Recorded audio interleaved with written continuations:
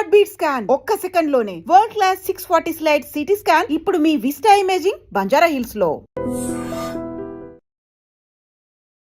Welcome to iDream media.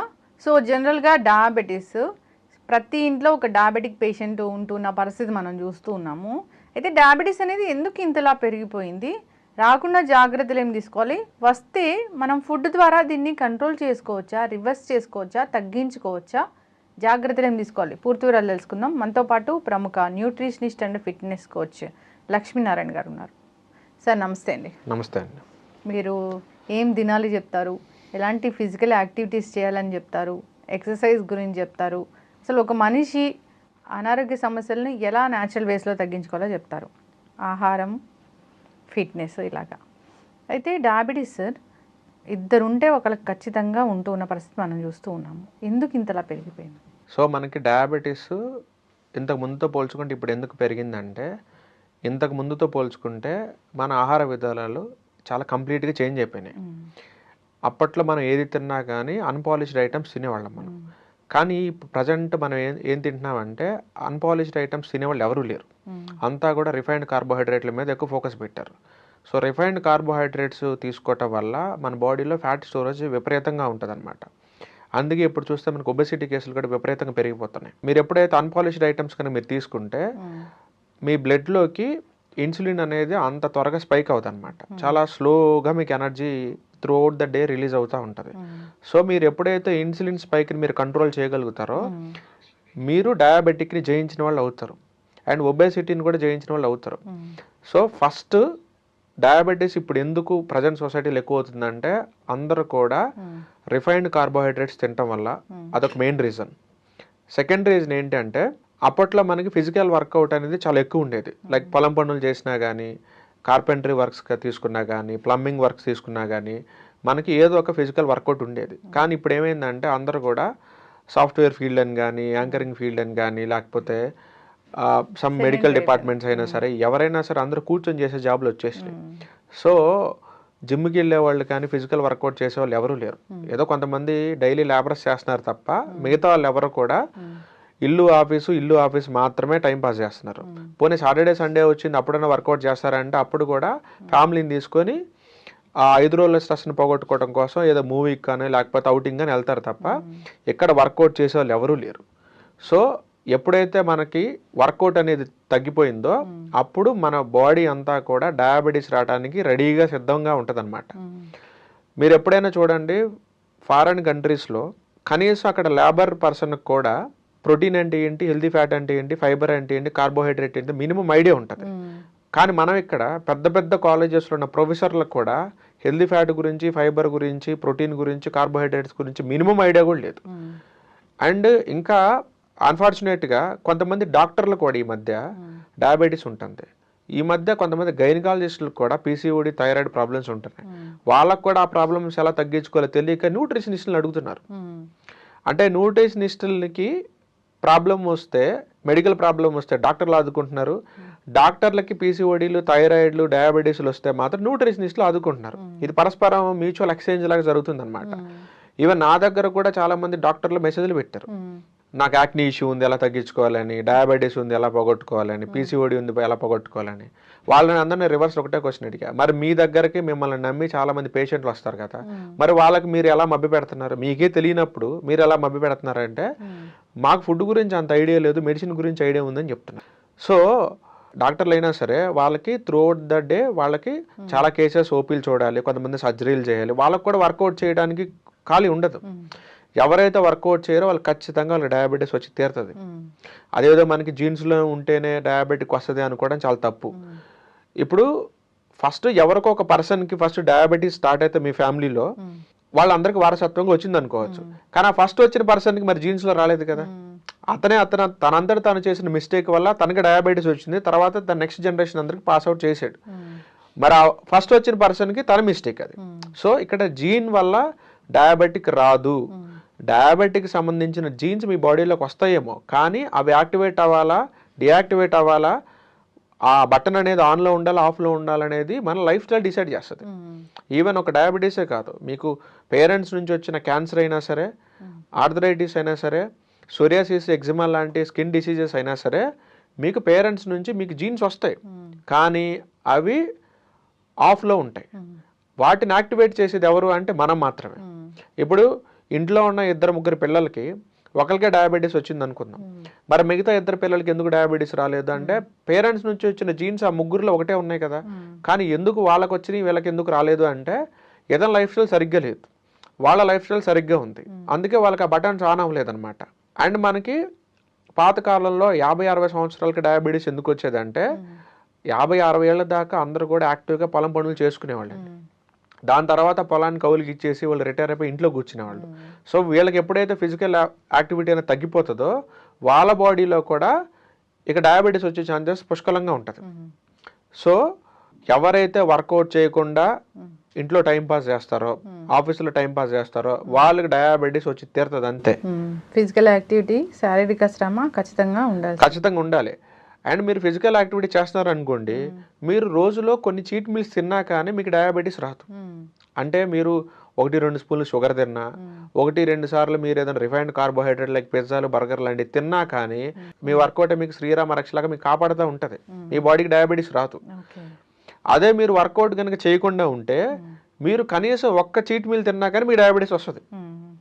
So అందుకని మీరు రోజు మొత్తం మీద మీకు నచ్చింది మీరు తినాలి అని మీరు అనుకుంటే మీరు ఆ రోజు వర్కౌట్ చేయండి.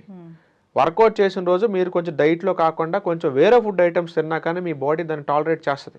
ఎందుకంటే మీ మెటబాలిజం అంత హై స్పీడ్లో ఉంటుంది కాబట్టి, అండ్ మీకు మజిల్ ఉంటుంది కాబట్టి మీరు తీసుకున్న జంక్ ఫుడ్లో వచ్చిన క్యాలరీస్ అన్నీ కూడా మజిల్ బిల్డ్ చేసుకోవటం కోసం, బాడీ అనేది మజిల్ బిల్డ్ చేసుకోవడం కోసం వాడుకుంటూ ఉంటుంది. సో అది మీకు ఎక్కడ ఫ్యాట్ లాగా స్టోర్ అవ్వదు. మీరు ఇన్ఫ్యాక్ట్ మీరు చూస్తే ఒక మజిల్ ఉన్న పర్సన్, ఒక మజిల్ లేని పర్సన్ని పక్కపక్కన కూర్చోబెట్టి పెద్ద హండీ బిర్యానీ పెట్టారనుకోండి, మజిల్ ఉన్న పర్సన్ నెక్స్ట్ డేకి గ్రామ్ కూడా వెయిట్ పెరగడం, మజిల్ లేని పర్సన్ ఎవడైతే ఉన్నాడో 1/2 కిలో కానీ పెరుగుతారు. ఎందుకు పెరుగుతారంటే ఇతని బాడీలో మొత్తం కూడా తిన్న ఫుడ్ అంతా కూడా మజిల్ యూటిలైజ్ చేసుకుంది, అతని బాడీలో ఫుడ్ అంతా కూడా అతనికి మజిల్ ఎక్కువ లేదు కాబట్టి ఆ ఫుడ్ అంతా కూడా ఫ్యాట్ రూపంలో స్టోర్ అయిపోయింది. సో అందుకని మీరు ఎప్పుడైనా చూడండి, డయాబెటిక్ ఒక పర్సన్కి వచ్చింది అంటే అతని బాడీలో మజిల్ ఉండదు. మజిల్ ఉన్న పర్సన్స్కి డయాబెటీస్ రాదు, ఎక్సర్సైజ్ చేసే పర్సన్స్కి డయాబెటీస్ రాదు, రిఫైన్డ్ కార్బోహైడ్రేట్స్ తినని పర్సన్స్కి డయాబెటీస్ రాదు. మీరు ఎలా తినాలంటే, నేను మీ ప్లేట్లో కార్బోహైడ్రేట్ ఎక్కడ ఉంది, ప్రోటీన్ ఎక్కడ ఉంది, హెల్దీ ఫ్యాట్ ఎక్కడ ఉంది, ఫైబర్ ఎక్కడ ఉంది నీ ప్లేట్లో చూపించని అడిగితే మీరు నాకు చూపించగలగాలి. నేనేదో అన్నం వేసుకుని తింటున్నా, కూర వేసుకొని తింటున్నానని మీరు చెప్పకూడదు నాకు. నేను చెప్పిన ఈ 4 items, carbohydrates, healthy fat, protein, fibre, ఈ 4 మీ ఫుడ్లో ఉన్నాయా లేదా అని మీరు చూసుకోండి. అది మార్నింగ్ ఫుడ్లో ఉండాలి, మధ్యాహ్నం ఫుడ్లో ఉండాలి, ఈవినింగ్ ఫుడ్లో ఉండాలి. ఆ 4 ఐటమ్స్ లేకుండా మీరు అసలు మీల్ తినడానికి వీలు లేదు. అవసరమైతే వదిలేసి మంచినీళ్ళు దాకా ఊరుకోండి. ఆ 4 ఖచ్చితంగా మీరు ఉండి తీరాల్సిందే. సో మీరు హెల్దీ ఫ్యాట్ ఐటమ్స్ ఏంటనేది ఒక లిస్ట్ ఒకటి పెట్టుకోండి, ప్రోటీన్ ఐటమ్స్ ఏదైతే ఉన్నాయో లిస్ట్ పెట్టుకోండి, ఫైబర్ ఐటమ్స్ ఏవైతే ఉన్నాయో లిస్ట్ పెట్టుకోండి, కార్బోహైడ్రేట్స్ ఏమైనా లిస్ట్ పెట్టుకోండి. అందులో ఒక ఐటమ్, ఇందులో ఒక ఐటమ్, ఇందులో ఒక ఐటమ్, అందులో ఒక ఐటమ్ తీసేసుకొని మీరు ఫుడ్ ప్రిపేర్ చేసుకోవాలి. అలా చేస్తే మీకు జీవితంలో డయాబెటీస్ రాదు.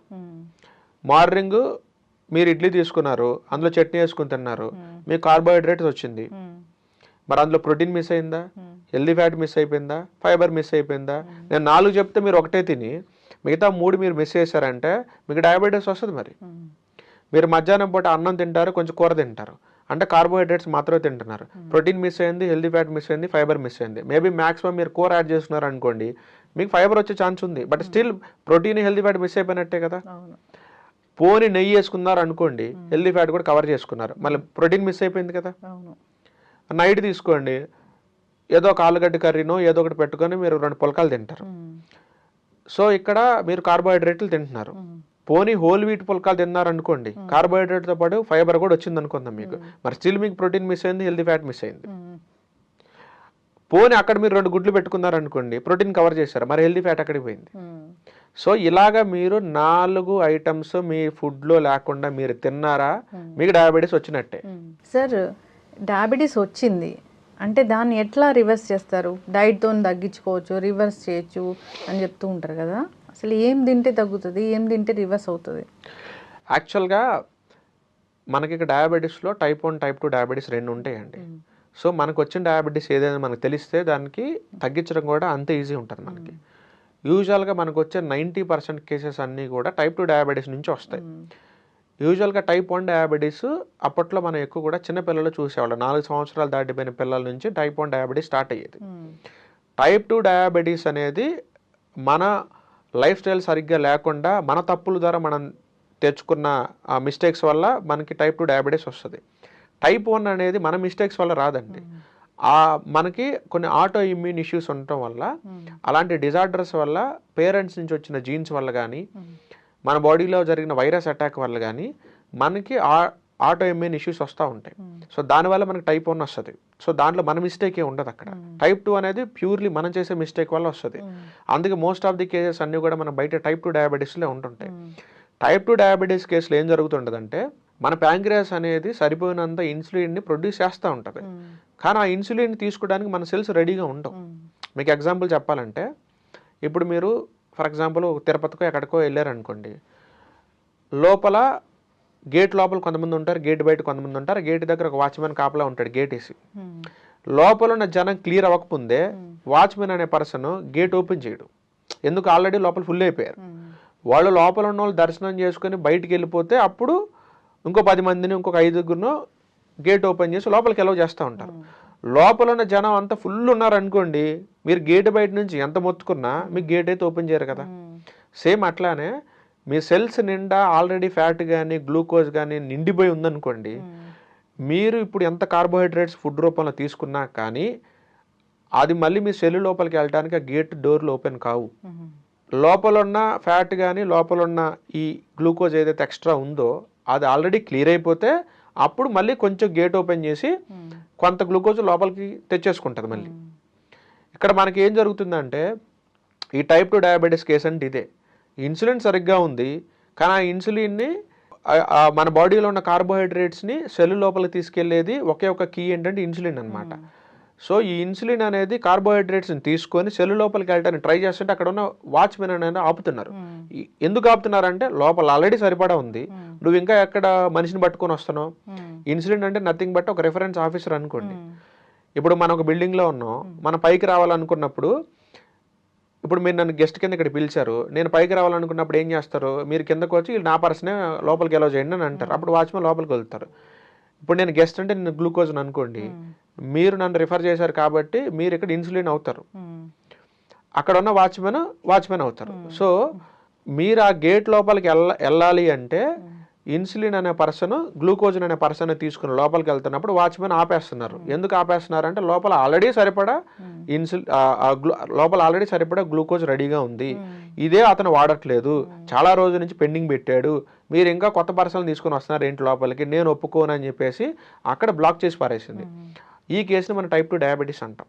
సో ఈ కేసులో మనం చాలా ఈజీగా low carbohydrate and high protein and high healthy fat డైట్ని కనుక మనం ఫాలో అయితే ఖచ్చితంగా ఈ కేసుని 3 నుంచి 6 నెలల టైంలో మనం రివర్స్ చేసేసుకోవచ్చు. అది పెద్ద విషయం కాదు. 3 to 6 months చేసుకోవచ్చు. ఒకవేళ చిన్న ఏజ్లో పిల్లల్లో వచ్చింది అనుకోండి, అంటే లైక్ ఇప్పుడు 18-19 ఇయర్స్లో వచ్చింది అనుకోండి, ఇంకా ఫాస్ట్గా కూడా మనం తగ్గించేసుకోవచ్చు. ఎందుకంటే వాళ్ళకి ఆల్రెడీ వాళ్ళ బాడీలో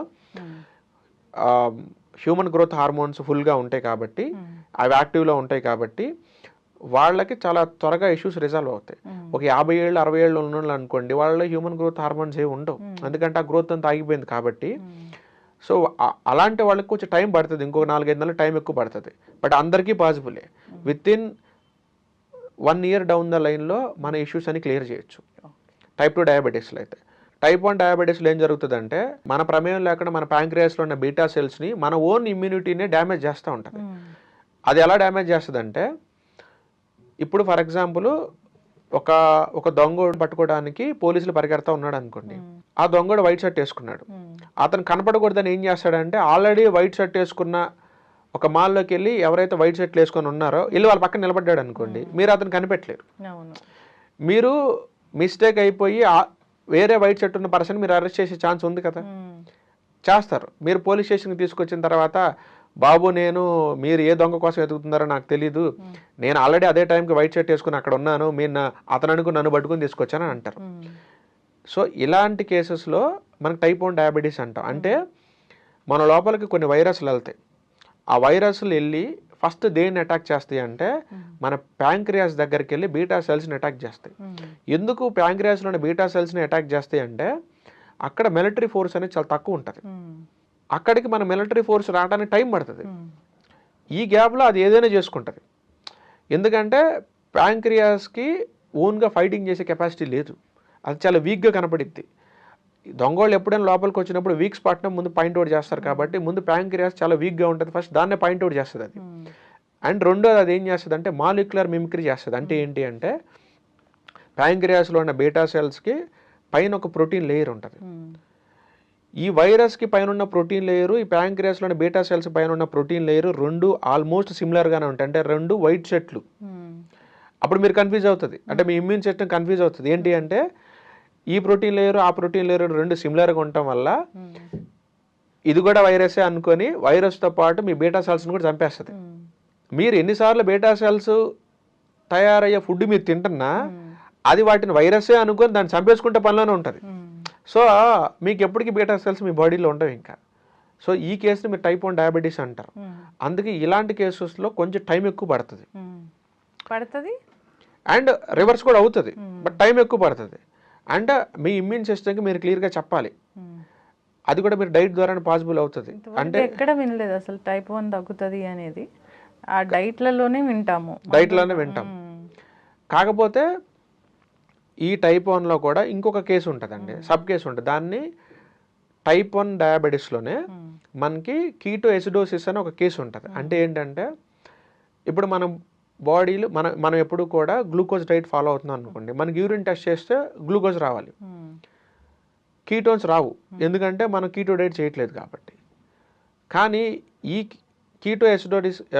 కీటో ఎసిడోసిస్ అనే కేసులో ఏం జరుగుద్దంటే వాళ్ళు గ్లూకోజ్ డైట్ ఫాలో అవుతున్నా కానీ వాళ్ళకి యూరిన్ టెస్ట్ చేస్తే ఆ యూరిన్లో కీటోన్స్ కనపడితే గ్లూకోజ్ కూడా కనపడుతుంది.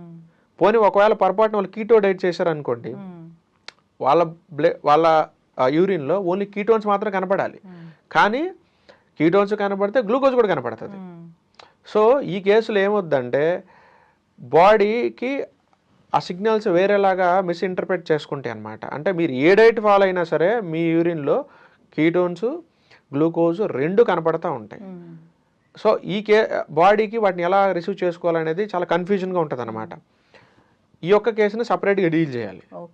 ఈ కేసు మిగతా కేసులతో కొంచెం సపరేట్గా డీల్ చేసి కొంచెం టైం ఎక్కువ తీసుకుంటారు, బట్ ఇవి కూడా తగ్గుతుంది అనమాట. బట్ ఈ కీటో ఎసిడోసిస్ కేసు అయినా సరే మీరు కీటో డైట్ కనుక చేసుకుంటే 100 యూనిట్లు ఇన్సులిన్ తీసుకునే వాళ్ళు కాస్త 3 యూనిట్లు 4 యూనిట్లకు పడిపోతుంది.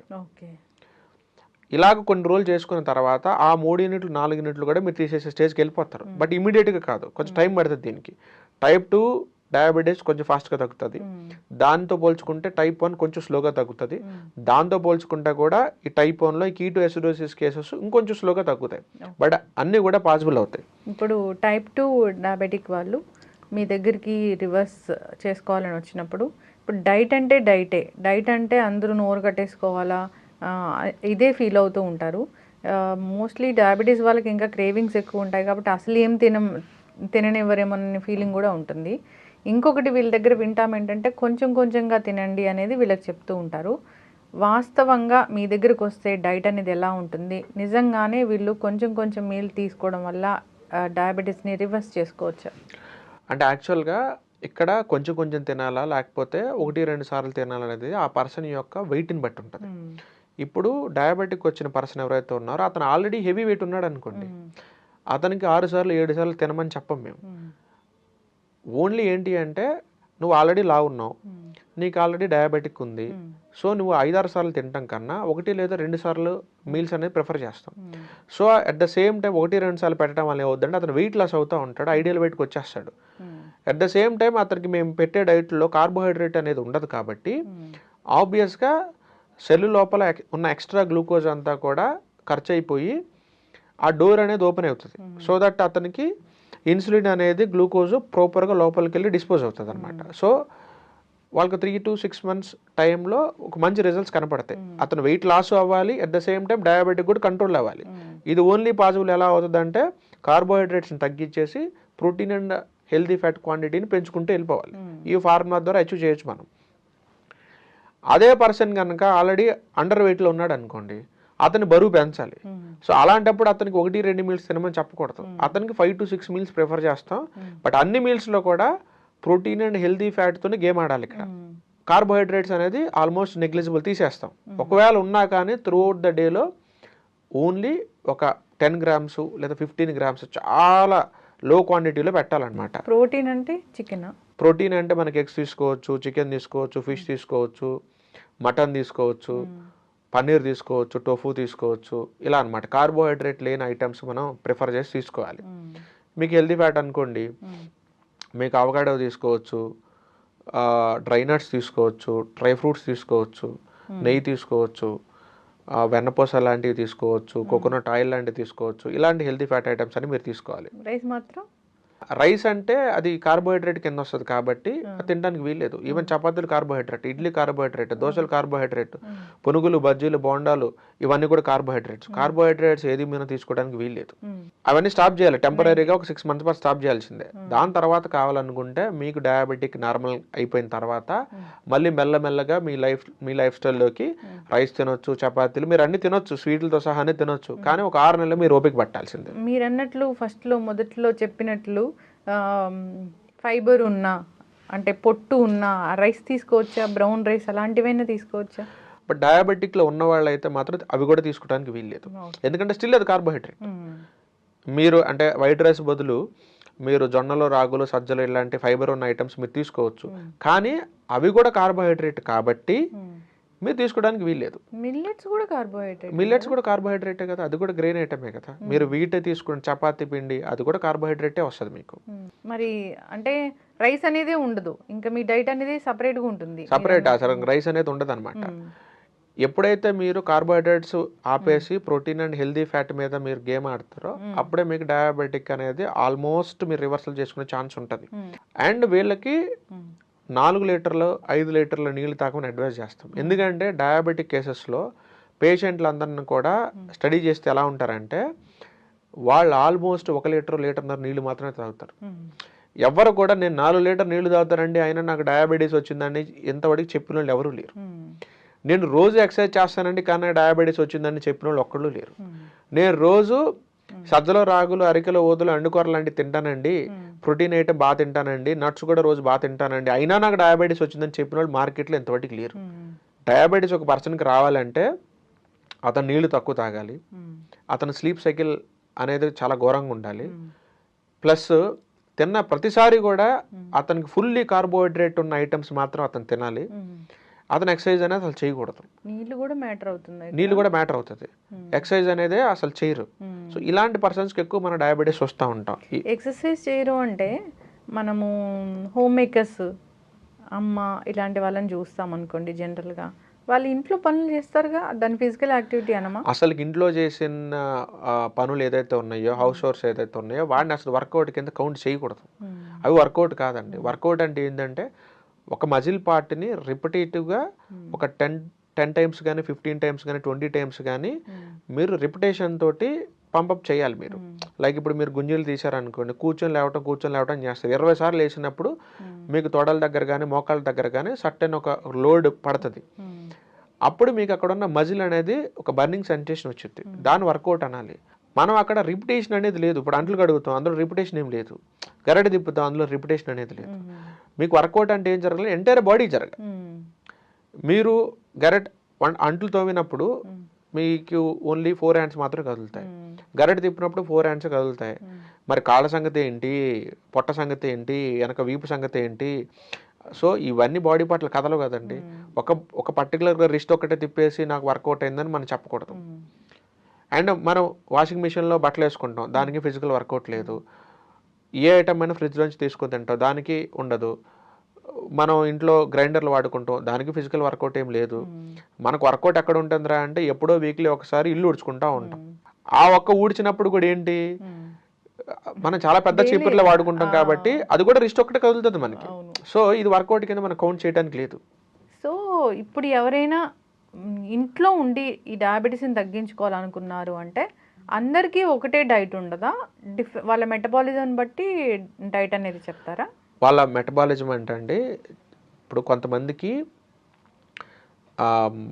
వాళ్ళ జీన్స్లో నాన్ వెజ్ అనేది వాళ్ళ ఫాదర్స్ ఫోర్ ఫాదర్స్ ఎవరైతే ఉన్నారో వాళ్ళు ఎక్కువ నాన్ వెజ్ తినేవాళ్ళు అనుకోండి, మీరు ఇప్పుడు నాన్ వెజ్ ఈజీగా తినగలుగుతారు. ఇప్పుడు ఫర్ ఎగ్జాంపుల్ బ్రాహ్మిన్స్ అనుకోండి, వాళ్ళకి డయాబెటిక్ వచ్చింది. ఇప్పుడు వాళ్ళని సడన్గా హై ప్రోటీన్ ఫుడ్ తినాలండి, మీరు కార్బోహైడ్రేట్ తినకూడదు, మొత్తం అంతా నాన్ వెజ్ తినండి అని చెప్పాలనుకోండి, వాళ్ళు తినలేరు.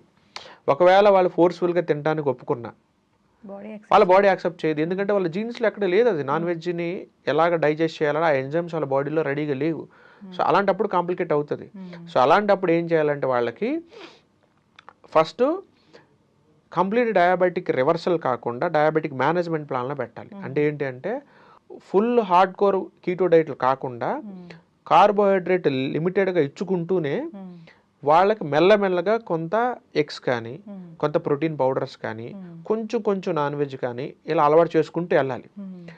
ఒక ఓవర్ ద పీరియడ్ 6 months కానీ 1 year కానీ వాళ్ళు అలవాటు చేసుకున్న తర్వాత వాళ్ళ బాడీ నాన్ వెజ్కి అలవాటు పడిపోయి ఉంటుంది. నాన్ వెజ్ తినమంటే అంటే వాళ్ళకి ఇప్పుడు చాలామంది డైట్ చెప్పినప్పుడు మాకు పన్నీర్ వద్దండి, మేము తినలేము, మేము విలేజ్లో ఉంటాము, ఎక్కడో మా విలేజ్లో విజేతాలు మోర్లు మాకు కనిపించవు, సో మేము పన్నీర్ రోజు మేము కొనుక్కోలేమండి అంటారు. పోనీ టోఫు తినండి అని అడిగితే టోఫు వాసన వస్తుంది మాకు వద్దంటారు. పోనీ చికెన్ తినండి అంటే మేము నాన్ వెజ్ తినమంటారు. ఎగ్స్ తినండి అంటే మా ఇంట్లో ఎగ్ కూడా నాట్ అలౌడ్ అంటారు. సో మన ప్రోటీన్ పౌడర్ వాడండి అంటే అబ్బో అది 4,000 ఉంటుంది డబ్బా మేము వాడమంటారు. సో నువ్వుకున్న ఆప్షన్స్ అన్నీ లిమిటెడ్గా, అంటే మనం ఏదైతే డయాబెటిక్ని తగ్గించే ఐటమ్స్ మనం ఫుడ్ లిస్ట్ చెప్పినప్పుడు అవి తీసుకోవడానికి మనం రెడీగా లేనప్పుడు కూడా మనకి ఇష్యూ కూడా తగ్గదు ఇంకా. సో ఖచ్చితంగా అవి మీరు తీసుకొని తీరాల్సిందే. లేదు నాకు డయాబెటిక్ కంప్లీట్గా రివర్సల్ అక్కర్లేదు, నాకు వాల్యూస్ కొంచెం తగ్గి జస్ట్ మేనేజ్ చేసుకుంటూ వెళ్ళిపోతే చాలు అనుకుంటే ఉన్న వెజిటేరియన్లోనే కొన్ని ప్రోటీన్ సోర్సెస్ కొన్ని హెల్దీ ఫ్యాట్ సోర్సెస్ వాళ్ళకి చెప్తాం. అంటే వాళ్ళు అఫోర్డ్ చేయగలిగేలాగా రాజ్మా కానీ చెన్నా కానీ సోయా చంక్స్ కానీ మష్రూమ్స్ కానీ ఇలాంటి ఐటమ్స్ చెప్తాం. బట్ దీని ద్వారా రివర్సల్ అవుతుందా అంటే మేనేజ్మెంట్ అవుతుంది, కంప్లీట్ రివర్సల్ కాదు. అయితే జనరల్గా షుగర్ అనేది ఒక క్రేవింగ్, ఎవరికైనా కొంచెమన్నా తీపి ఉన్న ఫుడ్స్ తినాలని అనిపిస్తుంది. డయాబెటీస్ వాళ్ళు అస్సలే జీరో షుగర్ తీసుకోవాలా? జీరో షుగర్ తీసుకోవాలి. ఎందుకంటే వాళ్ళ సెల్స్ నిండా ఆల్రెడీ సరిపడా గ్లూకోజ్ ఫుల్ ఉంది, అది వాళ్ళు ఆల్రెడీ ఖర్చు పెట్టలేకపోతున్నారు. నువ్వు కొంత ఇచ్చినా అది ఎక్స్ట్రానే అవుతుందండి. ఇప్పుడు ఆల్రెడీ మనకి ఒక కాలు మీద చిన్న పుండు పడింది అనుకోండి, మీరు పెద్దగా వెళ్ళాల్సిన అవసరం లేదు, జస్ట్ వెళ్ళి ఆ పుండు మీద మీరు వేలు పెట్టినా చాలు మంట పుట్టి గట్టిగా కేకలేస్తాడు. డయాబెటిక్ వచ్చిందంటే నథింగ్ బట్ పుండు ఉన్న కాలు లాంటిది, మీరు చిన్నగా టచ్ చేసినా అంతే. అందుకే మీరు చిన్న ముక్క స్వీట్ తిన్నా సరే మీ బాడీలో షుగర్ లెవెల్స్ ఫ్లక్చువేట్ అవుతూనే ఉంటాయి, మీరు ఏది తినడానికి లేదు. షుగర్ ఉన్న వాళ్ళు ఇంట్లో ఉండి ఫిజికల్ ఎక్సర్సైజ్ చేసుకోండి ఇలాంటివి, అంటే వాకింగ్ ఇలాంటివి అంటే 1-2 ఏం చెప్తారు? మనకి ఇంట్లో ఏదైనా సరే గుంజలు తీసుకోవచ్చు, మీరు పుషప్స్ తీసుకోవచ్చు, లేకపోతే మీకు ఇంట్లో సన్సెట్ లాంటిది ఉంటే మీరు పులప్స్ తీసుకోవచ్చు, లేకపోతే మీరు ఏదన్నా సూర్య నమస్కారం లాంటివి అని ఉంటే అది కూడా చేసుకోవచ్చు, వాకింగ్ చేసుకోవాలంటే చేసుకోవచ్చు, మీరు రన్నింగ్ చేసుకోవాలంటే మీరు చేసుకోవచ్చు. సో ఏదైనా సరే మీరు పొట్టకు సంబంధించిన క్రంచెస్ కొన్ని ఉంటాయి అవి మీరు చేసుకోవచ్చు. ఏదైనా సరే ఎంటైర్ బాడీ మీరు ఫోర్ హెడ్ దగ్గర నుంచి కాలు దాకా మొత్తం అన్ని బాడీ పార్ట్స్ మీకు కదలాల్సిందే.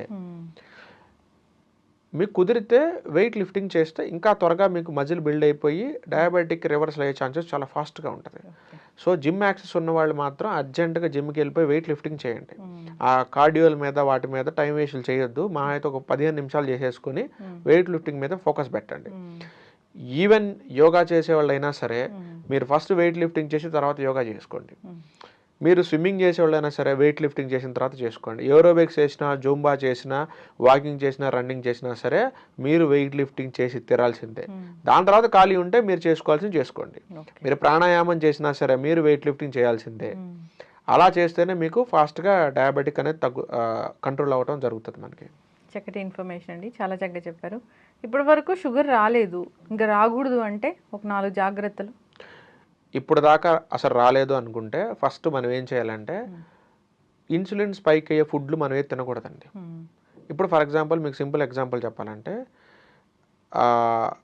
మీరు ఏ ఫుడ్ అయినా సరే మీరు తినేటప్పుడు నేను చెప్పిన ఇందాక 4 ఐటమ్స్ అంటే protein, carbohydrate, fibre, healthy fat, ఈ 4 మీరు తినబోయే ప్లేట్లో ఉన్నాయి లేదా మీరు చెక్ చేసుకోండి. ఆ 4 ఉన్నాయా మీరు హ్యాపీగా తినేసేయండి. ఆ 4 లేవా తీసుకొచ్చుకొని పెట్టుకోండి, అంతే. అదొకటే థంబ్ రూల్. ఇంకా మీరు 2 సార్లు తింటారా, మీరు 3 సార్లు తింటారా, ఒకసారి తింటారా అనేది మీ వెయిట్ని బట్టి, ఆ రోజు మీకున్న వర్క్ షెడ్యూల్ని బట్టి మీరు డిసైడ్ చేసుకోండి. మీరు ఏ వర్క్ చేయకుండా హ్యాపీగా ఇంట్లో కూర్చొని నెట్ఫ్లిక్స్లో సండే రోజు చిల్ అవుతున్నారు అనుకోండి, ఒక మీల్ తీసుకోండి. మీరు కొంచెం బయటికి వెళ్ళి కొంచెం క్రికెట్ ఆడుకునే పని ఉంది, షటిల్ ఆడుకునే పని కూడా ఉందంటే 2 మీల్స్ తీసుకోండి. ఆ రోజు నాకు బయటికి వెళ్ళి షటిల్ ఆడుకోవడంతో పాటుగా కొంచెం పొలంకి వెళ్ళి పనులు చేసే పని కూడా ఉంది నాకు, లేకపోతే వేరే బయట ఫిజికల్ వర్క్ కూడా నాకు ఉంది అనుకుంటే ఆ రోజు 3 మీల్స్ తీసుకోండి. మీరు ఏ రోజు ఎన్ని మీల్స్ తీసుకోవాలనేది ఆ రోజు మీకున్న పనిని బట్టి మీరు డిసైడ్ చేసుకోవాలి. బట్ తిన్న ప్రతి మీల్లో కూడా నేను చెప్పిన ఈ 4 ఐటమ్స్ మీరు పెట్టుకొని తీరాల్సిందే. అలా తీసుకుంటే మీకు జీవితంలో డయాబెటీస్ రాదు. ఓకే, చక్కటి ఇన్ఫర్మేషన్ సార్. డయాబెటీస్ గురించి ఇంకా చాలా చాలా టాపిక్స్ ఉన్నాయి అడగడానికి.